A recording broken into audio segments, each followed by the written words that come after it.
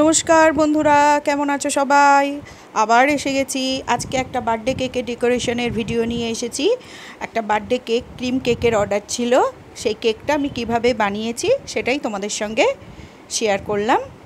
দেখে নিই।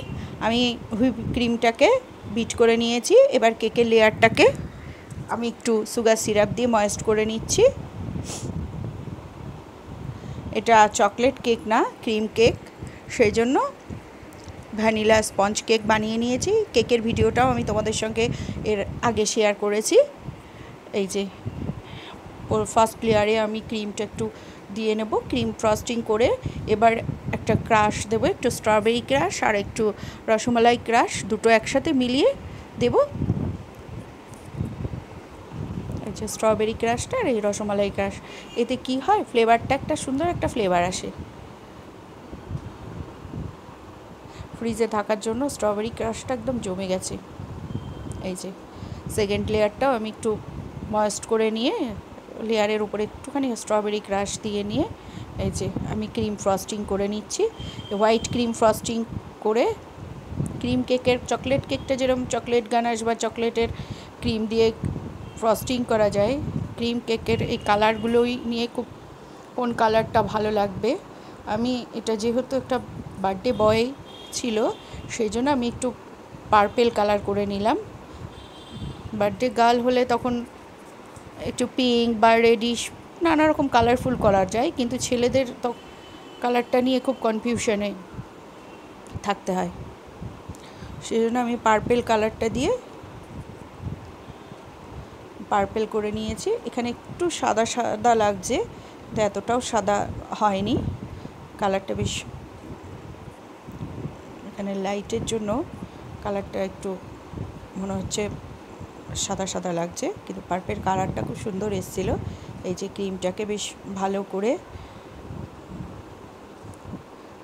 সাইড থেকে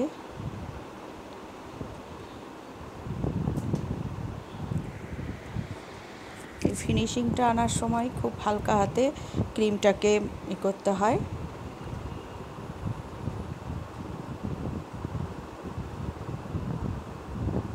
এই যে হয়ে গেছে। আমি খানিকক্ষণ ফ্রিজে রেখে দিয়েছিলাম, তারপরে নিচেটা একটু ডেকোরেশন করে নিলাম। করে নিয়ে আমি কতগুলো ফ্লাওয়ার বানিয়ে নেব। ফ্লাওয়ারগুলো বানিয়ে একটু ফ্রিজে রাখবো।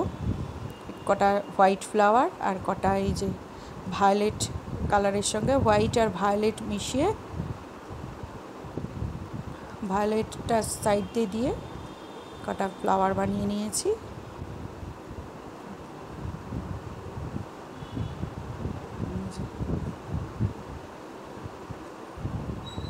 এগুলো বানিয়ে ফ্রিজে খানিকক্ষণ রেখে দেবো, তাহলে ফ্লাওয়ারগুলো বেশ ভালো সেট হয়ে যাবে।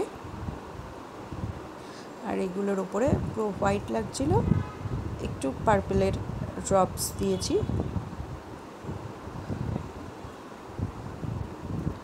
এই যে ফ্লাওয়ারগুলো এবার কেকে আমি সেট করে দিচ্ছি।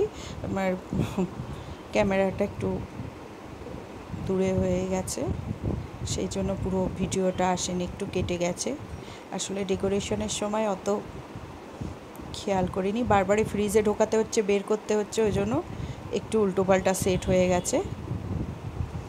এই যে ফ্লাওয়ার সেটিং করে নিয়ে এবার একটু সাইডে, এখানে বার্থডে বয়ের নাম লিখবো বলে ভেবেছিলাম, কিন্তু যাদেরকে তারা বললো না, নামটা আমরা লিখবো না, নামটা কাটা পড়ে যায় অনেক সময়, সেই জন্য তাদের অপছন্দ।